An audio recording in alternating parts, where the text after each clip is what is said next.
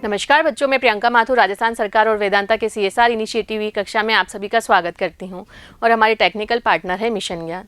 बच्चों, हम पढ़ रहे हैं कक्षा 8 की गणित और आज हम नया अध्याय शुरू करेंगे, अध्याय 7, जिसका नाम है घन और घनमूल। बच्चों, ये शुरू करने से पहले हम समझते हैं घन क्या होता है। तो आप ठोस ज्यामितीय आकृति पढ़ चुके हैं ज्योमेट्री में, तो क्या होती है घनाकार आकृति आप पढ़ चुके हैं। तो घन क्या होता है, घनाकार आकृति या घन आप पढ़ चुके हैं, जो कि त्रिविम में एक आकृति होती है जिसमें लंबाई, चौड़ाई और ऊंचाई समान होती है। जैसे कि आपका चौक का डिब्बा कौन सी आकृति है, घनाकार आकृति या घन है। तो आप ज्यामिति में इस तरह की आकृति पढ़ चुके हैं घन, और आपने पढ़ा है घन का आयतन। तो क्या होता है घन का आयतन। तो क्या होता है घन का आयतन, ये होता है लंबाई इंटू चौड़ाई इंटू ऊंचाई, और इसमें हम जानते हैं लंबाई, चौड़ाई, ऊंचाई सभी बराबर है। तो क्या हो जाएगा भुजा गुणा भुजा गुणा भुजा। यदि भुजा आप मान लीजिए आपको 4 दी गई है, तो क्या हो जाएगा इसका आयतन 4 गुणा 4 गुणा 4। 3 बार 4 का गुणा हुआ है, तो इसको आप लिखते हैं 4 की पावर 3, और इसको पढ़ते हैं 4 क्यूब, 4 क्यूब या 4 का घन। तो जो घन का कॉन्सेप्ट है वह यहाँ से प्राप्त हुआ। किसी भी संख्या को स्वयं से 3 बार गुणा करने पर जो संख्या प्राप्त होती है वह दी गई संख्या का घन कहलाती है। तो आपको यहाँ पर इन आकृति के बारे में अध्ययन नहीं करना है, हम यहाँ पढ़ेंगे घन का। घन मतलब किसी संख्या का स्वयं से 3 बार गुणा करने पर जो संख्या प्राप्त होती है वह उस दी गई संख्या का घन कहलाती है, और यही चीज़ का अध्ययन हमें यहाँ करना है। तो संख्या का घन क्या होता है, जब एक संख्या को स्वयं उसी से 3 बार गुणा किया जाता है तो प्राप्त संख्या दी गई संख्या का घन कहलाती है।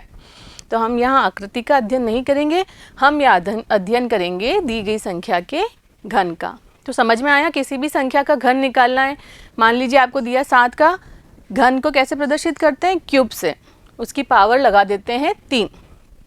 जैसे आपने स्क्वायर में पढ़ा था, 4 का स्क्वायर निकालना है तो कैसे लिखेंगे 4 की पावर 2। तो यहाँ अगर घन निकालना है तो संख्या के पावर लगाएंगे 3। तो क्या करना होगा ये निकालने के लिए, 7 गुणा 7 गुणा 7। कितनी बार गुणा करेंगे आप, स्वयं का स्वयं से 3 बार गुणा करेंगे।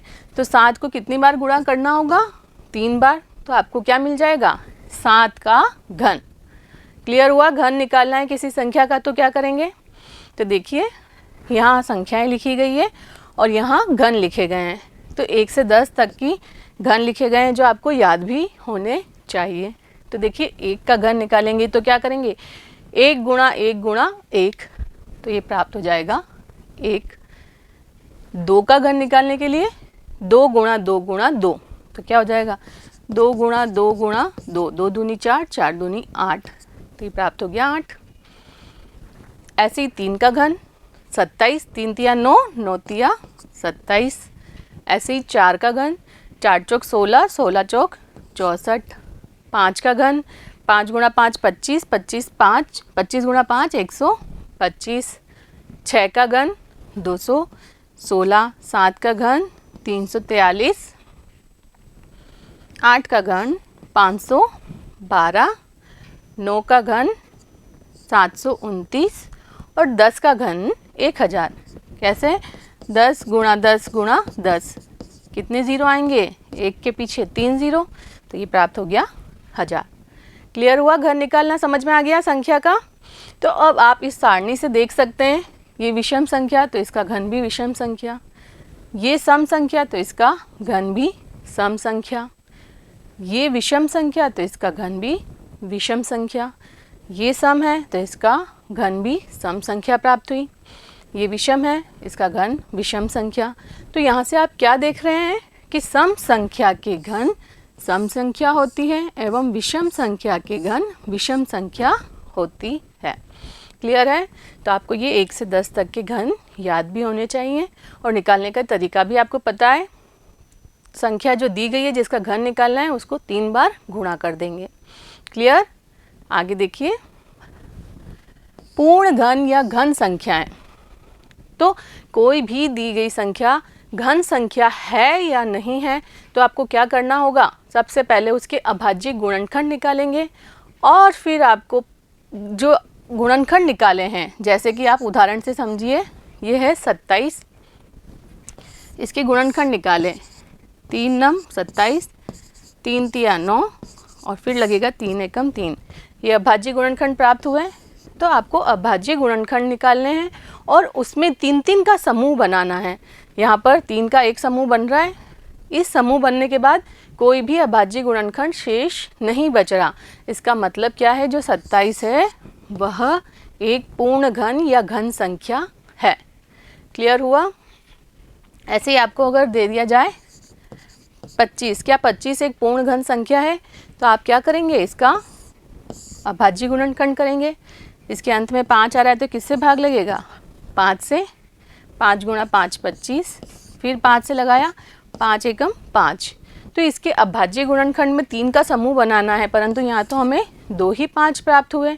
इसका मतलब जो ये 25 है वह पूर्ण घन संख्या या घन संख्या नहीं है। तो क्या लिखा है यहाँ पर देखिए, ऐसी संख्याएं जिनके अभाज्य गुणनखंड करने पर प्रत्येक गुणनखंड त्रिक में आता है, पूर्ण घन या घन संख्याएं कहलाती है। प्रत्येक गुणनखंड त्रिक में आता है मतलब जैसे यदि 2 या 3, 2 और 3 दोनों आ रहे हैं इसके गुणनखंड में, तो 2 भी 3 बार आना चाहिए और 3 भी 3 बार आना चाहिए, तब वह पूर्ण घन संख्या होगी, अन्यथा वह पूर्ण घन संख्या नहीं होगी। क्लियर? तो चलते हैं हम इसके उदाहरणों पर। प्रश्नावली 7.1 के उदाहरण शुरू कर रहे हैं हम, जो कि किस पर बेस्ड होंगे, जो अभी हमने घन संख्याएं सीखी है उन पर। देखिए, क्या 243 एक पूर्ण घन है? तो क्या करना होगा, सबसे पहले हम देखेंगे इसका अभाज्य गुणनखंड करके। तो देखते हैं हल। अभाज्य गुणनखंड से देखिए कैसे करते हैं अभाज्य गुणनखंड। 243 देखते हैं 3 से भाग लगेगा क्या, 3 अट्ठे 24, 3 एकम 3 जा रहा है, फिर 3 दूनी 6 बच गए, 2 21 हो गया, 3 सत्ते 21, फिर 3 नम 27, फिर 3 तिया 9 और फिर 3 एकम 3। तो देखिए अभाज्य गुणनखंड से हम 243 को क्या लिख सकते हैं, 243 बराबर 1 2 3 4 5, कितनी बार 3 लिखना पड़ेगा, 5 बार। अब अभाज्य गुणनखंड करने के बाद आपको बनाने हैं 3 के समूह, जिसको बोलते हैं त्रिक। तो 3 का एक त्रिक प्राप्त हुआ, ये त्रिक में नहीं है, 2 3 बच गए। तो आप क्या लिख सकते हैं, 3 गुणा 3 शेष बचता है, अतः 243 क्या नहीं है, घन नहीं है या पूर्ण घन नहीं है, एक पूर्ण घन नहीं है। क्लियर हुआ? क्या करना है आपको, ऐसे प्रश्न आएंगे कि कोई संख्या दी होगी और पूछा होगा कि क्या ये एक पूर्ण घन है, तो सबसे पहले आपको अभाज्य गुणनखंड करना है और फिर 3 के समूह बनाने हैं। यदि 3 के समूह में कोई शेष रह जाता है, इसका मतलब दी गई जो संख्या है वह पूर्ण घन नहीं होगी। क्लियर? तो चलते हैं अगले उदाहरण पर। उदाहरण नंबर 2 देखिए क्या दिया है, क्या 392 एक पूर्ण घन है? तो इसका उत्तर निकालने के लिए आपको अभाज्य गुणनखंड करना होगा। आगे देखिए, यदि नहीं तो ऐसी सबसे छोटी प्राकृत संख्या ज्ञात कीजिए जिससे 392 को गुणा करने पर गुणनफल एक पूर्ण घन प्राप्त हो जाए। तो सबसे पहले अभाज्य गुणनखंड करेंगे, 3 के समूह बनाएंगे और यदि कोई एक अभाज्य गुणनखंड 3 के समूह से रह जाता है तो उसे गुणा करके पूरा करेंगे। कैसे, देखिए इसका हल। सबसे पहले अभाज्य गुणनखंड से क्या संख्या है, 392, सम संख्या है, 2 से भाग लगेगा।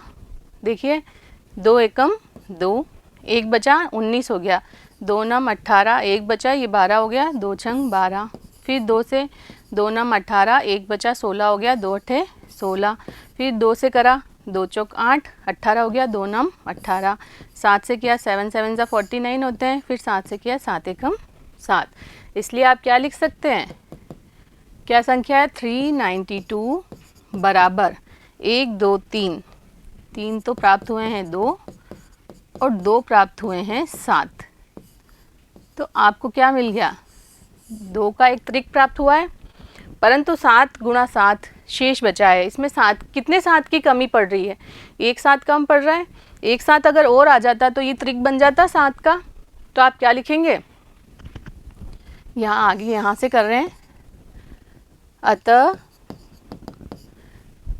392 एक पूर्ण घन नहीं है। क्यों नहीं है, क्योंकि ये तो त्रिक में मिल गया, परंतु 7 गुणा 7 शेष बच गया, उसका कोई त्रिक नहीं है, तो क्या लिखेंगे, इसलिए दी गई संख्या को 7 से गुणा करने पर क्या प्राप्त हो जाएगा, देखिए 392 गुणा 7, तो क्या मिल जाएगा, जो इसका गुणनखंड है वो लिखेंगे 2 गुणा 2 गुणा 2 गुणा 7 गुणा 7, तो ये था, इस संख्या को लिखा था अपन ने अभाज्य गुणनखंड करके, और अब गुणा कर दिया है एक 7 और, तो ये आ गया 1 और 7, तो अब देखिए ये भी त्रिक में है और ये भी त्रिक में है, तो इसका मतलब जो ये संख्या प्राप्त होगी 392 गुणा 7 एक पूर्ण घन प्राप्त होगा, तो ये किसके बराबर हो जाएगी, देखिए 7 दूनी 14, हासिल आई 1, 7 नम 63 और 1 64, हासिल आई 6, 7 तिया 21 और 6 27, तो इसका मतलब जो 2744 है एक घन प्राप्त, एक पूर्ण घन प्राप्त होगा। क्लियर हुआ, यही आपसे पूछा था, ऐसी सबसे छोटी प्राकृत संख्या ज्ञात कीजिए जिससे 392 को गुणा करने पर गुणनफल एक पूर्ण घन प्राप्त हो, तो सबसे छोटी संख्या क्या मिली आपको, 7, तो क्या किया, इसके अंदर अभाज्य गुणनखंड किया और जो त्रिक में नहीं है उसको त्रिक बनाने के लिए उस संख्या का गुणा कर दिया। क्लियर, चलते हैं अगले उदाहरण, उदाहरण नंबर 3। देखिए उदाहरण नंबर 3 में क्या दिया गया है, क्या 53240 एक पूर्ण घन है, यदि नहीं तो 53240 को किस सबसे छोटी प्राकृत संख्या से भाग दिया जाए। अभी पूछा गया था कि किस सबसे छोटी प्राकृत संख्या से गुणा किया जाए, और इस उदाहरण में पूछा गया है कि किस सबसे छोटी प्राकृत संख्या से भाग दिया जाए कि भागफल एक पूर्ण घन प्राप्त हो जाए। तो देखिए हल कैसे करेंगे, सबसे पहले तो इसमें भी अभाज्य गुणनखंड करेंगे, तो लिखते हैं अभाज्य गुणनखंड से क्या दिया है, 53240 सम संख्या है, 2 से भाग लग जाएगा तो ये आ जाएगा 2 दूनी 4, 1 बचा 13 हो गया, 2 छंग 12, 1 बचा 2 छंग 12, 2 दूनी 4 और 0, फिर 2 का 2 एकम 2, 2 तिया 6, 2 तिया 6, 2 एकम 2 और 0, फिर 2 से 2 छंग 12, 1 बचा, ये भी यहाँ हो गया 13, तो 2 छंग 12, 1 बचा 11 हो गया, 2 पंजे 10, 1 बचा, ये 0, 2 पंजे 10। अब भाग लगेगा 5 का, 5 एकम 5, ये हो गया 16, 5 तिया 15, ये हो गया 15, 5 तिया 15 और 5 एकम 5।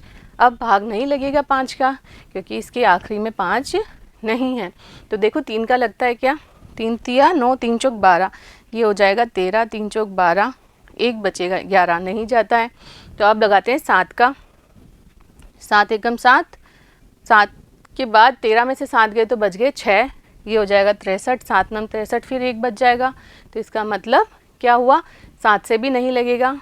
11 का देखते हैं, 11 एकम 11, ये हो जाएंगे 3, यहाँ पर 2 बचेगा 23 हो गया, 11 दूनी 22 और 1 बचेगा, तो 11 एकम 11, तो 11 का लगता है, करेंगे 11 एकम 11, कितने बच गए 2, तो ये हो गया 23, 11 दूनी 22, 1 बचा तो ये हो गया 11, 11 एकम 11, फिर 11 का लगेगा 11 एकम 11, 1 बचा तो ये हो गया 11, 11 एकम 11 और फिर वापस 11 एकम 11। तो अभाज्य गुणनखंड से आप क्या लिख सकते हैं, यहाँ आगे यहाँ से देखते हैं। इसलिए क्या संख्या है 53240 बराबर किसके लिखेंगे, 1 2 3, 3 बार तो 2 प्राप्त हुए हैं और 5 एक बार है और 11 3 बार है, 1 2 3। ठीक है, अब आपका अगला स्टेप होता है त्रिक बनाना। तो ये 2 का त्रिक बन रहा है यहाँ पे और 11 का त्रिक भी बन रहा है। तो सिर्फ एक 5 बच गया। ठीक है, अब यहाँ यदि 5 हट जाता तो ये दोनों हमको त्रिक में प्राप्त हो रहे थे, तो जो संख्या होती वो क्या कह देते हम, पूर्ण घन है। तो इसका मतलब क्या हुआ कि जो ये संख्या है उसको यदि 5 से भाग दे दिया जाए तो भाग देने पर ये 5 कट जाएगा, तो ये 5 यहाँ से हट जाएगा और फिर जो बचेगा वो त्रिक में है। तो इसका मतलब जो संख्या आएगी 5 का भाग देने पर वह कैसी होगी, पूर्ण घन संख्या होगी। तो आप क्या लिखेंगे, अतः दी संख्या को 5 से भाग देने पर एक पूर्ण घन प्राप्त होगा। तो लिखेंगे हम, इसलिए 53240 डिवाइडेड बाय 5। ठीक है, तो इधर कितना हो जाएगा, 2 गुणा 2 गुणा 2 गुणा 5 गुणा 11 गुणा 11 गुणा 11 बटे में आ गया 5। 5 से भाग दे रहे हैं तो ये देखिए 5 से ये 5 कट गया, तो क्या बच गया, 2 गुणा 2 गुणा 2 गुणा 11 गुणा 11 गुणा 11। ये त्रिक में, ये भी त्रिक में। तो उत्तर कितना आ गया, 5 से भाग देने पर 5 एकम 5, 3 में भाग नहीं जाता 0, 5 छंग 30, 2 बचा 0, ये 24 हो गए, तो 5 चौक 20 और 4 बचा 5 8 जा 40। तो 10648 एक पूर्ण घन होगा। और आपसे ये पूछा गया कि किस सबसे छोटी प्राकृत संख्या से भाग दिया जाए, तो किस छोटी संख्या से भाग दिया जाए, तो सबसे छोटी संख्या 5 से भाग दिया जाए कि हमको क्या प्राप्त हो जाएगा, एक पूर्ण घन प्राप्त हो जाएगा। क्लियर, समझ में आया कैसे करना है। तो सबसे पहले आपको अभाज्य गुणनखंड निकालने हैं और जो अवयव रह गया है त्रिक बनाने से उसका भाग दे देंगे। क्लियर, अगला उदाहरण नंबर 4। देखिए क्या दिया गया है, क्या 1188 एक पूर्ण घन है। वापस यही पूछा है, पूर्ण घन है तो आप अभाज्य गुणनखंड करेंगे। यदि नहीं तो किस सबसे छोटी प्राकृत संख्या से 1188 को भाग दिया जाए कि भागफल एक पूर्ण घन प्राप्त हो जाए। तो वापस से क्या करना होगा आपको, अभाज्य गुणनखंड। देखिए हल, अभाज्य गुणनखंड से क्या है, 1188 भाग लगाएंगे, सम संख्या है 2 से, 2 पंजे 10, 1 बचा, ये 18 हो गया, 2 नम 18 और 2 चौक 8। फिर 2 से, 2 दूनी 4, 1 बचा, ये 19 हो गया, 2 नम 18, ये हो गया 14, 2 सत्ते 14। क्लियर, आगे देखिए, अब ये 2 से तो नहीं लगेगा, देखते हैं किससे लगता है, 3 से लगता है क्या, 3 नम 27, 2 बचेंगे, जा रहा है, 3 नम 27, 2 बचे, ये 27 हो गया, फिर 3 नम 27, फिर 3 से 3 तिया 9, 3 तिया 9, फिर 3 से 3 एकम 3, 3 एकम 3 और फिर लास्ट में किससे लगेगा, 11 से। ठीक है, तो आप ये क्या लिख सकते हैं, अभाज्य गुणनखंड तो आपने ये ऊपर लिख ही दिया है, क्या लिखेंगे, इसलिए 1188 बराबर कितना है, 1 2, 2 बार तो 2 प्राप्त हुए हैं, 3 कितनी बार है, 3 बार है, 3 गुणा 3 और लास्ट में 1 11 प्राप्त हुआ। तो अगला स्टेप है त्रिक बनाने का। तो 2 गुणा कितनी है, 2 बार ही है और 3 है 3 बार, तो त्रिक तो सिर्फ 3 का ही बन रहा है, 2 गुणा 2 भी बच गया और ये 11 भी बच गया। तो क्या करेंगे, देखिए यहाँ से ये हटाते हैं। हाँ, अब देखिए कि आपको पूछा क्या था, किससे भाग दिया जाए, तो इसका मतलब यहाँ से ये 2 भी हट जाना चाहिए, ये 2 भी हट जाना चाहिए और ये 11 भी हट जाना चाहिए। तो आप क्या लिखेंगे, अतः 2 गुणा 2 गुणा 11 कितने हो गए, देखिए 2 दूनी 4, 4 गुणा 11 44 से भाग देने पर क्या हो जाएगा 1188, इसको 44 से भाग दिया तो यहाँ कितना आ गया 2 गुणा 2 गुणा 3 गुणा 3 गुणा 3 गुणा 11 था, भाग दिया है 2 गुणा 2 गुणा 11 से। तो देखिए 2 से 2 कट गया, ये 2 से 2 कट गया, ये 11 से 11 कट गया, तो ये क्या बच रहा है 3 गुणा 3 गुणा 3 त्रिक में प्राप्त हो रहा है। तो ये किसके बराबर है देखिए, भाग देते हैं 11 एकम 11 0, 11 8 88, 11 चौक 44, 4 से काटते हैं 4 एकम 4, 4 दूनी 8, 2 बचे 28 हो गया यहाँ पर, 7 चौक 28, तो उत्तर प्राप्त हो रहा है 27। इसका मतलब जो 27 प्राप्त हुआ है किसका भाग देने पर, 44 का भाग देने पर 27 प्राप्त होता है और 27 एक पूर्ण घन संख्या होगी। ठीक है, तो ये क्या लिख दिया, अतः 44 से भाग देने पर एक पूर्ण घन प्राप्त होगा, एक पूर्ण घन प्राप्त होगा। यही पूछा था कि कौन सी सबसे छोटी संख्या है जिससे भाग देने पर ये पूर्ण घन बन जाए, तो सबसे छोटी संख्या क्या है 44। क्लियर हुआ कैसे करना है। चलते हैं अगले उदाहरण पर, उदाहरण नंबर 5वां। देखिए क्या दिया गया है, क्या 68600 एक पूर्ण घन है। वापस से अभाज्य गुणनखंड करेंगे और ट्रिक बनाएंगे। यदि नहीं तो वह सबसे छोटी प्राकृत संख्या ज्ञात कीजिए जिससे 68600 को गुणा करने पर एक पूर्ण घन प्राप्त हो जाए। आपको गुणा करके पूरा ट्रिक करना होगा। देखिए हल,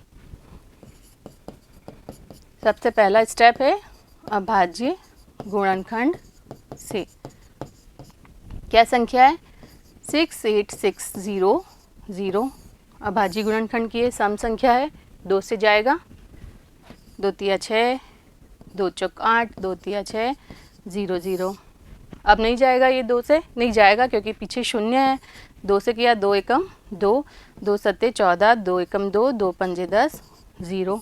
फिर 2 से जाएगा, 2 अट्ठे 16, 2 पंजे 10, 2 सत्ते 14, 2 पंजे 10। अब ये जाएगा 5 से, 5 आ गया क्योंकि इसके अंत में 5 एकम 5 बचे 3, 35 हो गया, 5 सत्ते 35, 5 एकम 5 बचे 2, 25 हो गया, 5 5 25। फिर 5 से जाएगा, देखिए क्या आता है, 5 तिया 15, 2 बचे 21 हो गया, 5 चौक 20, 1 बचा 15 हो गया, 5 तिया 15। फिर किससे जा रहा है देखिए, अब 5 से तो नहीं जाएगा, किससे जाता है 3 से, 3 से भी नहीं जाएगा। चलते हैं 7 पे, 7 चौक 28, कितने बच गया 6, 63 हो जाएगा तो जाएगा। 7 से किया, 7 चौक 28 बच गया 6, 63 हो गया, 7 नम 63। आगे यहाँ देख लीजिए 49 के आगे फिर 7 का लगाया, 7 7 जा 49 होता है, और फिर 7 का लगाया, 7 एकम 7।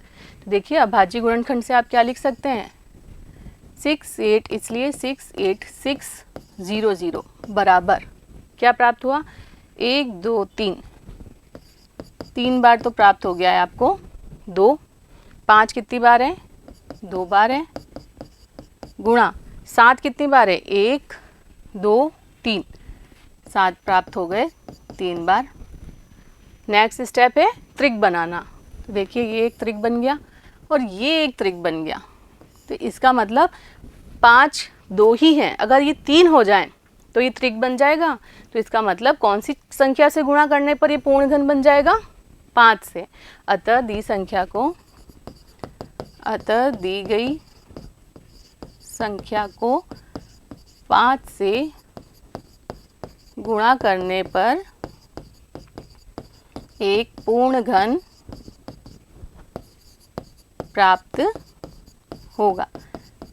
देखिए इसलिए 68600 गुणा क्या किया आपने 5, तो यहाँ क्या हो गया 2 गुणा 2 गुणा 2 गुणा 5 गुणा 5 गुणा 5, ये 3 हो गए।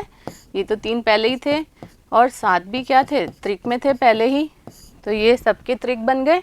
इसका मतलब जो सबसे छोटी संख्या कौन सी है जिससे गुणा करने पर ये पूर्ण घन बन रहा है 5।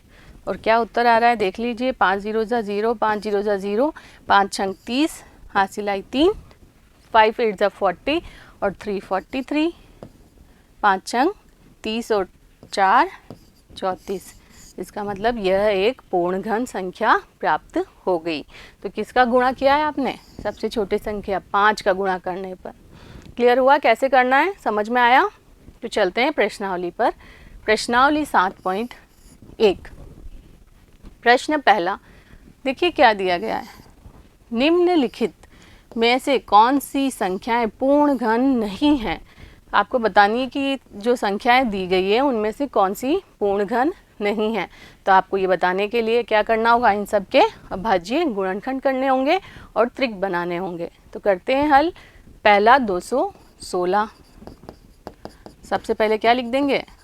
अभाज्य गुणनखंड से 216।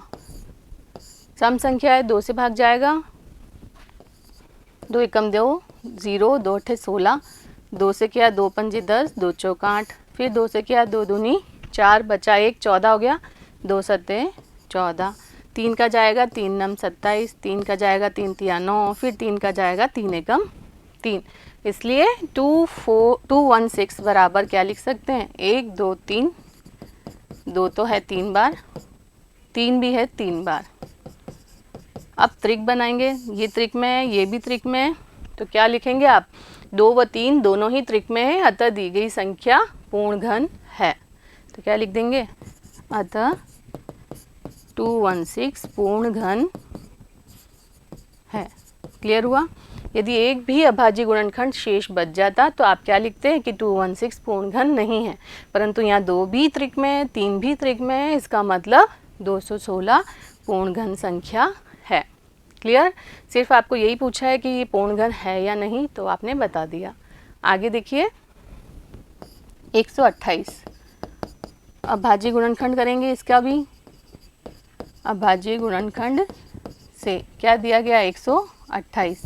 भाग लगाया 2 से, 2 छंग 12, 2 चौक 8, फिर 2 से 2 तिया 6, 2 दूनी 4, फिर 2 से 2 एकम 2, 1 बचा 12 हो गया, 2 छंग 12, फिर 2 अठे 16 हो गया, फिर 2 से 2 चौक 8 हो गया, फिर 2 से 2 दूनी 4 हो गया, और फिर 2 से 2 एकम 2। तो अभाज्य गुणनखंड से क्या प्राप्त हुआ? इसलिए 128 बराबर 1 2 3 4 5 6 7। कितनी बार आया? 7 बार। 1 2 3 4 5 6 और ये 7 बार 2 प्राप्त हुआ। त्रिक बनाएंगे अगली स्टेप में। ये एक त्रिक बन गया और ये दूसरा त्रिक बन गया, परंतु 2 शेष बच गया है ना। इसका मतलब क्या हुआ? जो 128 है वह पूर्ण घन नहीं है। तो आप क्या लिख देंगे यहाँ पर? अतः 2 शेष बचता है, इसलिए 128 पूर्ण घन नहीं है। क्लियर? कैसे हो गया ये? त्रिक से एक शेष बच गया, ये त्रिक में नहीं आ रहा है, इसका कोई त्रिक नहीं है, इसका मतलब जो 128 है वह पूर्ण घन संख्या नहीं है। ठीक है, तो आगे बढ़ते हैं। 1000 देखिए हल। अभाज्य गुणनखंड से क्या हो जाएगा? 1000 है, सम संख्या है, 2 से भाग लग जाएगा, 2 पंजे 10 और 0 0, फिर 2 से लगाया, 2 दूनी 4, 1 बचा, ये 10 हो गया, 2 पंजे 10 और ये 0, फिर 2 से लग जाएगा, 2 एकम 2, 2 दूनी 4, 1 बच गया, 10 हो गया, 2 पंजे 10, 5 का लगेगा, 5 दूनी 10, 2 बचा, 25 हो गया, 5 5 25, फिर 5 का लगाया, 5 गुणा 5 25 और फिर 5 एकम 5। तो आप क्या लिख सकते हैं? इसलिए 1000 बराबर क्या आ गया? 1 2 3, 3 बार तो 2 प्राप्त हुआ है, 1 2 3 और 3 बार ही 5 प्राप्त हुआ है। नेक्स्ट स्टेप में आप त्रिक बनाएंगे, दोनों के त्रिक बन रहे हैं, 2 के भी और 5 के भी। तो क्या लिख देंगे? अतः 1000 पूर्ण घन है या घन संख्या है, पूर्ण घन है। क्लियर?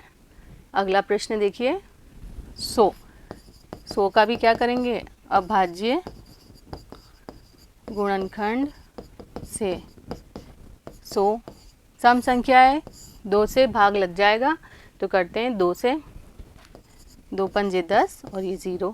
फिर 2 से 2 दूनी 4, 1 बचा, 10 हो गया, 2 पंजे 10। 5 से करेंगे 5 गुणा 5 25, फिर 5 से करेंगे 5 एकम 5। तो आप क्या लिख सकते हैं, इसलिए 100 बराबर 2 बार तो आया है 2 और 5 भी आया है 2 बार। इसमें कोई भी त्रिक नहीं बन रहा, तो क्या लिखेंगे 2, चूँकि 2 व 5 त्रिक नहीं बनाते, अतः बनाते हैं, अतः 100 पूर्ण घन नहीं है। क्लियर हुआ? अगर ये त्रिक बन जाता तो हम कह देते 100 पूर्ण घन है, परंतु यह त्रिक नहीं बन रहा, इसका मतलब 100 पूर्ण घन नहीं है। क्लियर? चलते हैं अगला प्रश्न हल। 4 6 6 5 6 सम संख्या है, 2 से लगाएंगे, 2 दूनी 4, 2 तिया 6, 2 तिया 6, 2 दूनी 4, 1 बचा, 16 हो गया, 2 अट्ठे 16। 2 से लगाया, 2 एकम 2, 2 एकम 2, 1 बचा, ये 13 हो गया, 2 छंग 12, 1 बच गया, 2 छंग 12, 2 चौक 8। फिर 2 से लगाया, 2 पंजे 10, 16 हो गया, 2 अट्ठे 16, 2 तिया 6, 2 दूनी 4। फिर 2 का लगाया, 2 दूनी 4, 1 बच गया, ये हो गया 18, 2 नम 18, 2 एकम 2, 1 यहाँ चला गया, 2 छंग 12। फिर 2 का लगाया, 2 एकम 2, 2 चौक 8, 1 बच गया, ये 11 हो गया, 2 पंजे 10, 1 बच गया, 2 अट्ठे 16। फिर 2 का लगाया, 2 सत्ते 14, 2 दूनी 4, 1 बचा, ये 18 हो गया, 2 नम 18। अब देखिए 3 का लगाते हैं, 3 एकम 3, 3 दूनी 6, 1 बचेगा, ये 12 हो जाएगा, भाग जाएगा। तो किसका लगाया हमने, 3 का, 3 दूनी 6, 12 हो गया, 3 चौक 12 और 3 तिया 9। 3 का लगाया, 3 अट्ठे 24, 3 एकम 3। फिर 3 का लगाया, 3 दूनी 6, 2 बचे, 21 हो गया, 3 सत्ते 21। 3 का लगाया, 3 नम 27, 3 का लगाया, 3 तिया 9 और फिर 3 का लगेगा, 3 एकम 3। क्लियर?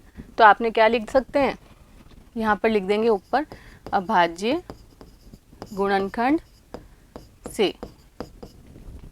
इसलिए 4 6 6 5 6 बराबर क्या प्राप्त हुआ, देखिए 1 2 3 4 5 6, 6 बार तो प्राप्त हुए हैं, 2 3 4 5 और ये 6, और 3 कितनी बार है, 1 2 3 4 5 6, 6 बार ही 3 भी प्राप्त हुए हैं, 1 2 3 4 5 और ये 6। तो अगला स्टेप हम क्या करते हैं, त्रिक बनाते हैं। तो ये एक त्रिक बन रहा है, ये एक त्रिक बन रहा है, ये एक त्रिक बन रहा है और ये एक त्रिक बन रहा है, कोई भी अवयव शेष नहीं बच रहा। तो आप क्या लिख देंगे, अतः 4 6 6 5 6 पूर्ण घन है, क्योंकि कोई भी अभाज्य गुणनखंड शेष नहीं बचा। तो इसका मतलब जो ये संख्या है वह पूर्ण घन है। क्लियर? चलते हैं अगले प्रश्न पर, प्रश्न संख्या 2। देखिए क्या दिया गया है, वह सबसे छोटी संख्या ज्ञात कीजिए जिससे निम्नलिखित संख्याओं को गुणा करने पर पूर्ण घन प्राप्त हो। तो आपको वापस से क्या करना होगा, इन संख्याओं का अभाज्य गुणनखंड देखेंगे और फिर देखेंगे कि त्रिक बनने में क्या शेष बच रहा है, उसका गुणा कर देंगे। क्लियर? तो करते हैं पहला प्रश्न हल। अभाज्य गुणनखंड से 2 4 3, 3 का भाग लगेगा, 3 अट्ठे 24, 3 एकम 3। फिर 3 का लगेगा, 3 दूनी 6, 3 सत्ते 21, फिर 3 का 3 नम 27, फिर 3 का 3 तिया 9 और फिर 3 का 3 एकम 3। तो आप क्या लिख सकते हैं, इसलिए 2 4 3 बराबर 1 2 3 4 5, कितना आया, 3 5 बार त्रिक बनाया, ये एक त्रिक बन गया। तो 2 3 है, तो 1 और 3 अगर यहाँ पर हमारे पास आ जाए तो ये क्या बन जाएगा, जो संख्या है वह पूर्ण घन हो जाएगी। तो क्या लिखेंगे, अतः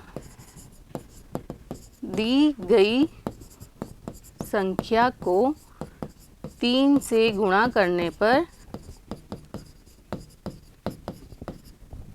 एक पूर्ण घन प्राप्त होगा, एक पूर्ण घन प्राप्त होगा। इसलिए 243 गुणा 3, तो कितना हो जाएगा देखिए 1 2 3 4 5 तो पहले से थे, 1 2 3 4 5 और 1 3 का और हमने गुणा कर दिया। क्लियर। अब त्रिक बनाएंगे तो क्या हो जाएगा, ये एक त्रिक और ये वाला एक त्रिक, 3 बन गए, त्रिक बन गए। तो कितना उत्तर है देखिए, 3 तिया 9, 4 तिया 12, हासिल है 1, 3 दूनी 6 और 1 7। तो इसका मतलब जो 729 प्राप्त हुआ है वह एक पूर्ण घन होगा। इसलिए 729 एक पूर्ण घन होगा। तो आपको तो प्रश्न में यही पूछा था कि कौन सी सबसे छोटी संख्या से गुणा किया जाए, तो सबसे छोटी संख्या कौन सी है, 3, जिससे गुणा करने पर हमें पूर्ण घन प्राप्त हो रहा है। क्लियर। चलते हैं, इसका अगला प्रश्न क्या दे रखा है, 256। हल करते हैं इसको, अभाज्य गुणनखंड करेंगे इसका भी, तो लिख देंगे अभाज्य गुणनखंड से 256, इसको भाग लगाएंगे, सम संख्या है 2 से। देखिए क्या होता है, 2 एकम 2, 2 दूनी 4, 1 बचा, 16 हो गया, 2 अठे 16, फिर 2 से लगाया, 2 छंग 12 और 2 चौक 8, फिर 2 से 2 तिया 6, 2 दूनी 4, फिर 2 से 2 एकम 2, 1 बचा, 12 हो गया, 2 छंग 12, फिर 2 से लगाया, 2 अठे 16, फिर 2 से लगाया, 2 चौक 8, फिर 2 से लगाया, 2 दूनी 4 और फिर 2 से लगाया, 2 एकम 2। तो अभाज्य गुणनखंड से आप क्या लिख सकते हैं, इसलिए 256 बराबर कितनी बार 2 आए, 1 2 3 4 5 6 7 8, तो यहाँ लिख देंगे 1 2 3 4 5 6 7 और ये 8 बार 2 प्राप्त हुए। त्रिक बनाएंगे, ये एक त्रिक बन गया, ये दूसरा त्रिक बन गया। अब यहाँ 2 गुणा 2 2 बार हैं, यदि एक और 2 आ जाता यहाँ पर तो त्रिक बन जाता। तो क्या करना होगा आपको, जो दी गई संख्या है उसको 2 से गुणा करने पर हमें पूर्ण घन प्राप्त होगा। तो क्या लिख देंगे, अतः दी गई संख्या को 2 से गुणा करने पर पूर्ण घन प्राप्त होगा। इसलिए 256 गुणा 2 बराबर कितना हो जाएगा, देखिए पहले कितना, 2 के 3 त्रिक तो मिले थे हमको, ये वाले त्रिक तो पहले ही थे, और 2 गुणा 2 शेष बचा था, इसके साथ एक और 2 का गुणा कर लिया तो ये भी त्रिक बन गया। तो क्या आ जाएगा, बराबर 6 दूनी 12, हासिल है 1, 5 दूनी 10 और 1 11, 1 2 दूनी 4 और 1 5, 512। इसका मतलब क्या लिख सकते हैं, इसलिए 512 एक पूर्ण घन है। क्लियर। तो सबसे छोटी संख्या कौन सी है जिससे गुणा करने पर पूर्ण घन मिला, 2, यही पूछा था। तो चलते हैं अगले प्रश्न पर, इसका तीसरा पार्ट 72। तो क्या करेंगे आप, सबसे पहले इसका अभाज्य गुणनखंड करेंगे। तो हल अभाज्य गुणनखंड से, अभाज्य गुणनखंड से देखिए 72 सम संख्या है, 2 से भाग लगेगा, तो 2 तिया 6, 1 बच गया, 12 हो गया, 2 छंग 12, फिर 2 से लगाया, 2 एकम 2, 1 बच गया, 16 हो गया, 2 अठे 16, फिर 2 से 2 नम 18, फिर 3 से 3 तिया 9 और फिर 3 से 3 एकम 3। क्लियर। तो आप क्या लिख सकते हैं, इसलिए 72 बराबर 1 2 3, 2 कितनी बार मिला है, 3 बार, और 3 कितनी बार मिला है, 2 बार। तो ये त्रिक बनाया, तो ये एक त्रिक मिल गया। यदि यहाँ पर एक और 3 आ जाए तो ये भी त्रिक बन जाएगा। तो क्या लिखेंगे आप, इसलिए दी गई संख्या को 3 से गुणा करने पर एक पूर्ण घन प्राप्त होगा। क्लियर। तो इसके बाद यहाँ आ जाएगा, इसलिए 72 गुणा किससे गुणा करने पर, 3 से, 72 गुणा 3 बराबर क्या हो जाएगा, 2 गुणा 2 गुणा 2 गुणा 3 तो पहले ही था और एक और 3 गुणा कर दिया है, तो ये दोनों त्रिक में मिल गए। तो ये कितना उत्तर आएगा, देखिए 3 दूनी 6 और 7 तिया 21, इसका मतलब जो 216 है वो पूर्ण घन होगा। क्लियर है। तो कौन सी सबसे छोटी संख्या का गुणा किया है आपने, 3 का, जिससे हमें एक पूर्ण घन प्राप्त हुआ। क्लियर। चलते हैं अगले प्रश्न पर। चौथा है इसका 675, किससे भाग लगेगा? इसके अंत में 5 आ रहा है तो 5 से। देखिए हल, अभाज्य गुणनखंड से 675 5 से भाग लगा रहे हैं, 5 एकम 5, 1 बचा, यहाँ हो गया 17, 5 तिया 15, 2 बचा 25 हो गया, तो 5 गुणा 5 25, फिर लगाया 5 से, 5 दूनी 10, 3 बच गया 35 हो गया, 5 7 35, 3 से 3 नम 27, फिर 3 से 3 तिया 9 और फिर 3 से 3 एकम 3। क्लियर है? तो क्या लिख देंगे? इसलिए 775 बराबर 5 कितनी बार आया? 2 बार आया। 3 कितनी बार आया? 3 बार आया। त्रिक बनाया। अब यदि यहाँ किसके एक 5 और आ जाए तो ये भी त्रिक बन जाएगा। तो आप क्या करेंगे? अतः दी संख्या को 5 से गुणा करने पर एक पूर्ण घन प्राप्त होगा। एक पूर्ण घन प्राप्त होगा। क्लियर है? तो क्या लिख देंगे? इसलिए 675 गुणा क्या करना है? 5 का गुणा 5। देखिए इसके गुणनखंड में क्या था? 5 2 बार था, अब 3 बार हो गया क्योंकि 1 5 का गुणा हो गया है।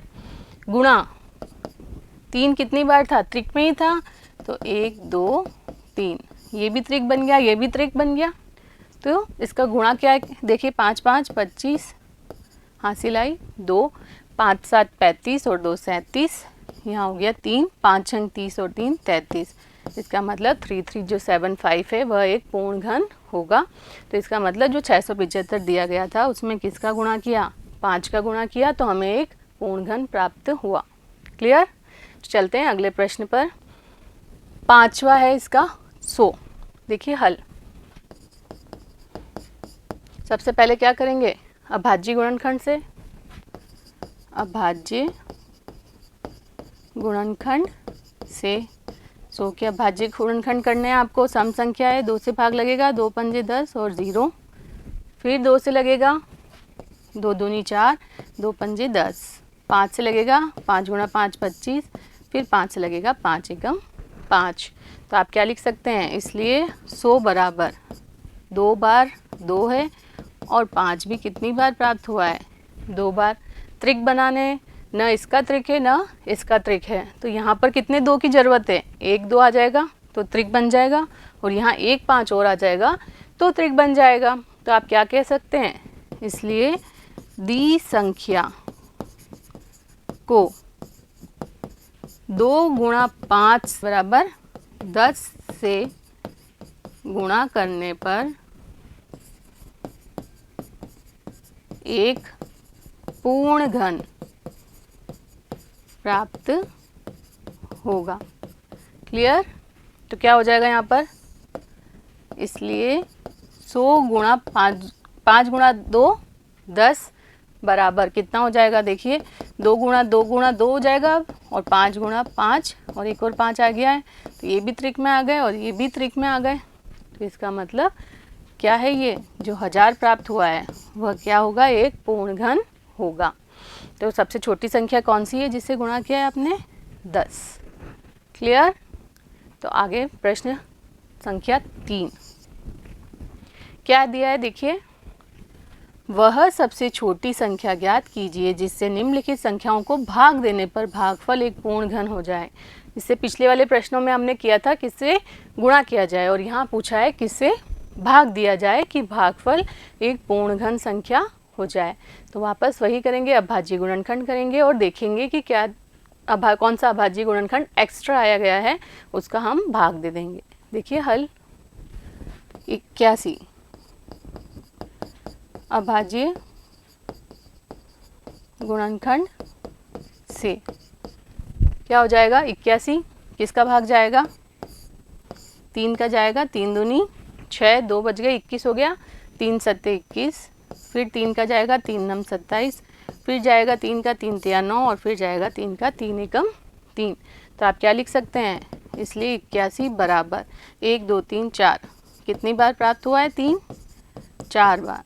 नेक्स्ट स्टेप में बनाएंगे हम त्रिक, तो ये बना एक त्रिक, तो यहाँ एक्स्ट्रा क्या बच गया है, ये 3 एक्स्ट्रा, यदि इसका भाग दे दें तो ये 3 यहाँ से हट जाएगा और हमें पूर्ण घन संख्या प्राप्त हो जाएगी। तो आप क्या लिखेंगे, अतः दी गई संख्या को 3 से भाग देने पर एक पूर्ण घन प्राप्त होगा। क्लियर है कैसे होगा, इसलिए 81 भाग दिया 3 से, तो यहाँ कितना हो गया, 1 2 3 4 तो थे ही, उसमें भाग दे दिया 3 से, तो ये 3 से 3 कट गया और ये 3 का एक त्रिक प्राप्त हो गया। तो बराबर देखिए यहाँ भाग देते हैं, 3 दूनी 6 बचा 2, 21 हो गए, तो 3 सत्ते 21, एक पूर्ण घन है। जो 27 प्राप्त हुआ है वह पूर्ण घन है। और आपसे पूछा था सबसे छोटी संख्या कौन सी है जिससे भाग देने पर पूर्ण घन हुआ है, ये तो 3 इसका उत्तर होगा। क्लियर, चलते हैं अगले प्रश्न पर। 128 वापस क्या करेंगे, अभाज्य गुणनखंड, तो लिखेंगे अभाज्य गुणनखंड से क्या प्राप्त हो गया, देखिए 128 2 से लगाया भाग, क्योंकि सम संख्या है, तो 2 छंग 12 2 चौक 8, फिर लगाया 2 से, 2 तिया 6 2 दूनी 4, फिर लगाया 2 से, 2 एकम 2 1 बच गया 12 हो गया, 2 छंग 12, फिर लगाया 2 से, 2 अट्ठे 16, फिर लगाया 2 से, 2 चौक 8, फिर लगाया 2 से, 2 दूनी 4 और लास्ट में लगाया 2 से, 2 एकम 2। तो आपको क्या प्राप्त हुआ, इसलिए 128 बराबर क्या लिख सकते हैं आप, 1 2 3 4 5 6 7, कितनी बार प्राप्त हुआ है, 2 7 बार। तो यहाँ लिखेंगे 2 गुणा 2 गुणा 2 गुणा ये 3 4 5 6 और ये 7 बार लिख दिया। नेक्स्ट स्टेप में बनता है त्रिक, तो ये बनाया 2 का एक त्रिक बना और 2 का दूसरा त्रिक बना। एक्स्ट्रा में क्या बच गया है, 2, तो यदि 2 से भाग दे दें दी गई संख्या को तो ये 2 यहाँ से हट जाएगा और 2 त्रिक बन जाएंगे, तो पूर्ण घन संख्या प्राप्त होगी। तो क्या लिखेंगे, इसलिए दी गई संख्या को 2 से भाग देने पर एक पूर्ण घन प्राप्त होगा। क्लियर हुआ, तो आप क्या लिख देंगे, इसलिए 128 बटा 2 बराबर कितना हो जाएगा, देखिए 7 2 प्राप्त हुए थे ना, तो ये तो एक घन था, ये एक त्रिक था, ये एक त्रिक था और 2 का भाग दे दिया, तो जो ये एक्स्ट्रा वाला 2 है वह कट जाएगा। तो क्या मिल जाएगा, देखिए 2 छंग 12 और 2 चौक 8, तो जो ये 64 है वह पूर्ण घन संख्या होगी। क्लियर हो गया, तो चलते हैं अगले प्रश्न पर। 135 इसका हल करते हैं। तो फर्स्ट स्टेप तो है अभाज्य गुणनखंड से,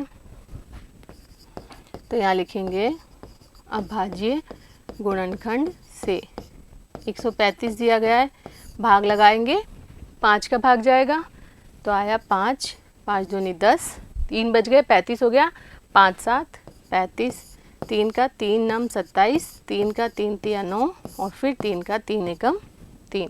तो आप क्या लिख सकते हैं, इसलिए 135 बराबर 5 गुणा 3 कितनी बार प्राप्त हुआ है, 3 बार।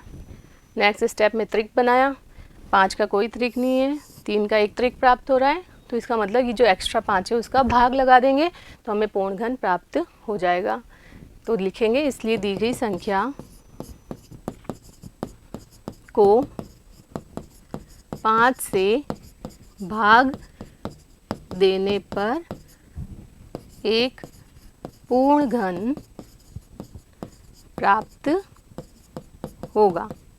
क्लियर है, तो क्या लिख देंगे, इसलिए 135 बटा 5 बराबर, देखिए 5 गुणा 3 गुणा 3 गुणा 3, अब इसको भाग दे दिया है 5 से, तो ये 5 से 5 कट गया और ये त्रिक में प्राप्त हो गया। तो बराबर क्या है, देखिए 5 दूनी 10, 3 बच गया, 5 7 35, तो इसका मतलब जो ये 27 है वो पूर्ण घन संख्या होगी। तो सबसे छोटी संख्या जिसका भाग लगाया है पूर्ण घन बनाने के लिए वह कौन सी है, 5। क्लियर, चलते हैं अगले प्रश्न पर। 192 हल।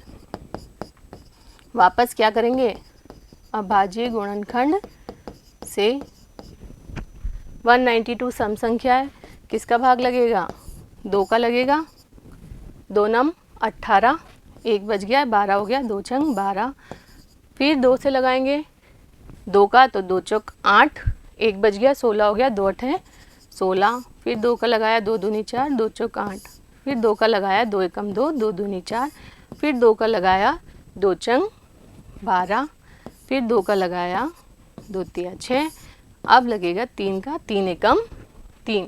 तो अभाज्य गुणनखंड से आप क्या लिख सकते हैं, इसलिए 192 बराबर कितनी बार 2, 1 2 3 4 5 6, 6 बार तो आया है आपके पास 2, और 3 आया है 1 बार। तो अगली स्टेप में आपको क्या करना है, त्रिक बनाना है। तो ये एक त्रिक बन गया 2 का, और ये 2 का दूसरा त्रिक बन गया। एक्स्ट्रा बच रहा है 3, तो किसका भाग दे देंगे आप, 3 का भाग दे देंगे, तो जो संख्या है वह क्या बन जाएगी, पूर्ण घन। तो क्या लिखेंगे, अतः दी गई संख्या को किससे भाग दे रहे हैं आप, 3 से भाग देने पर एक पूर्ण घन प्राप्त होगा। क्लियर हुआ, इसलिए क्या आ गया 192 डिवाइडेड बाय 3, और 192 के अभाज्य गुणनखंड तो हमने प्राप्त किए हैं, जो है 2 गुणा 2 गुणा 2, 2 गुणा 2 गुणा 2 गुणा 3, और इसमें भाग दे दिया है आपने 3 का, तो ये 3 से 3 कट गया, तो ये भी त्रिक में और ये भी त्रिक में, भाग दे के देख लीजिए कितना होगा, 3 छंग 18, 1 बचा, 3 चौक 12, तो जो 64 है वह एक पूर्ण घन होगा। क्लियर, चलते हैं अगले प्रश्न पर। प्रश्न 5वां, तीसरे का 5वां, देखिए हल। अभाज्य गुणनखंड से क्या हो जाएगा, 704 है, सम संख्या है, 2 से भाग लगेगा, तो ये क्या हो गया, 2 तिया 6, ये 10 हो गया, 2 पंजे 10 और 2 दूनी 4, फिर 2 से भाग लगेगा, सम संख्या है, 2 एकम 2, ये हो गया 15, 2 सत्ते 14, ये हो गया 12, 2 छंग 12, फिर लगेगा 2 से, 2 अट्ठे 16, 2 अट्ठे 16, फिर 2 का लगेगा 44 आ जाएगा, फिर 2 का लगेगा 22 आ जाएगा, और फिर 2 का लगेगा 11 आ जाएगा, और लास्ट में 11 का लगेगा और 1 आ जाएगा। तो आप क्या लिख सकते हैं, इसलिए 704 बराबर 1 2 3 4 5 6, 2 कितनी बार मिल रहा है, 6 बार, और फिर लास्ट में मिल रहा है 11। तो इस स्टेप में आप क्या करते हैं, त्रिक बनाते हैं। तो ये एक त्रिक बन गया, ये दूसरा त्रिक बन गया, परंतु 11 शेष बचा है, तो आप किसका भाग लगाएंगे, 11 का भाग लगाएंगे, ये 11 यहाँ से हट जाएगा, और जो संख्या प्राप्त होगी वह पूर्ण घन हो जाएगी। क्लियर, तो क्या लिखेंगे, अतः दी गई संख्या को 11 से भाग देने पर एक पूर्ण घन प्राप्त होगा। क्लियर, दी गई संख्या क्या है, 704, डिवाइडेड बाय क्या कर दिया है, 11, तो इसका अभाज्य गुणनखंड क्या था, 1 2 3 4 5 6 गुणा 11 था, 11 का भाग दे दिया, तो ये 11 कट गया, और फिर जो हमको बचा है वो दोनों त्रिक में है, तो कितना आ जाएगा, 11 छंग 66, 4 बचा, ये 44 हो गया है, 11 चौक 44, तो जो 64 है वह पूर्ण घन संख्या प्राप्त हुई। क्लियर हुआ, कैसे करना है समझ में आया। चलते हैं अगले प्रश्न पर, चौथा। देखिए क्या दिया गया है चौथे प्रश्न पर, परीक्षित प्लास्टिसिन का एक घनाभ बनाता है। घन और घनाभ में क्या अंतर होता है, घन में लंबाई चौड़ाई ऊंचाई समान होती है, घनाभ में लंबाई चौड़ाई ऊंचाई अलग अलग हो सकती है। ठीक है, जिसकी भुजाएं दे रखी है 5 सेमी, 2 सेमी और 5 सेमी है।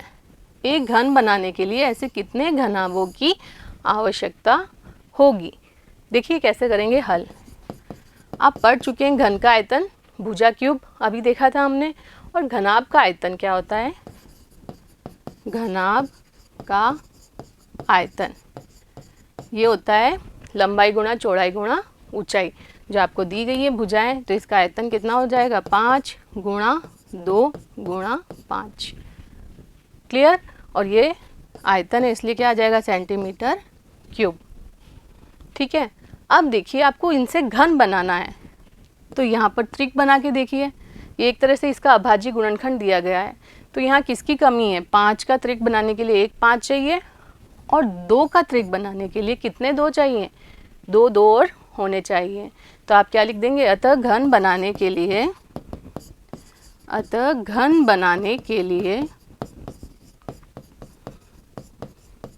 2 गुणा 2 गुणा 5 यही चाहिए। 2 2 और 1 5 बराबर 5 2 दूनी 4, 4 गुणा 5, 5 चौक 20। तो क्या हो जाएगा, घन बनाने के लिए 20 घनाभ चाहिए। यही पूछा गया था आपसे कि आपको घन बनाना है। घन बनाना है इसका मतलब ये त्रिक में होने चाहिए, 5 भी त्रिक में होना चाहिए और 2 भी त्रिक में होना चाहिए। तो 2 5 तो हैं हमारे पास, 1 5 की ज़रूरत है तो ये रहा 1 5, 2 2 की ज़रूरत है तो ये 2 2, तो इनको गुणा करेंगे तो आ जाएगा 20। इसका मतलब जो घनाभ दिए गए हैं वैसे कितने घनाभ चाहिए होंगे, 20 घनाभ चाहिए होंगे, जिससे हमको क्या मिल जाएगा, एक घन मिल जाएगा। क्लियर हुआ कैसे करना है ये वाला प्रश्न। तो उम्मीद करती हूँ आपको 7.1 अच्छे से समझ में आई होगी। अगले वीडियो में मिलते हैं हम आगे की प्रश्नावली के साथ, तब तक जुड़े रहिए। धन्यवाद।